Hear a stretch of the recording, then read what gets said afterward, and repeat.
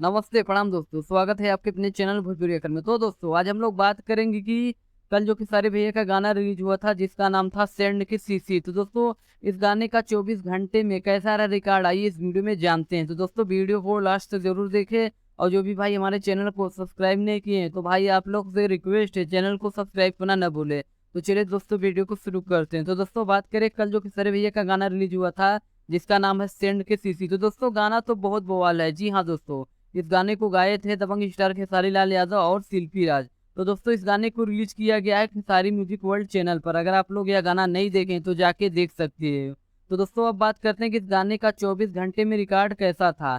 तो दोस्तों इस गाने का 24 घंटे की व्यूज की बात करें तो व्यूज है 2 मिलियन और वहीं लाइक 1,70,000 है। और दोस्तों यह सॉन्ग ट्रेंडिंग के म्यूजिक सेक्शन में 3 नंबर पर ट्रेंड भी कर रहा है, जैसा कि आप लोग स्क्रीन में देख सकते हो। तो दोस्तों ये रहा इस गाने का 24 घंटे का रिकॉर्ड। तो दोस्तों आप लोग हमें कमेंट में जरूर बताएं कि यह गाना आप लोगों को कैसा लगा। तो दोस्तों इस वीडियो में बस इतना है, फिर मिलते हैं एक नए वीडियो में। तब तक के लिए धन्यवाद दोस्तों।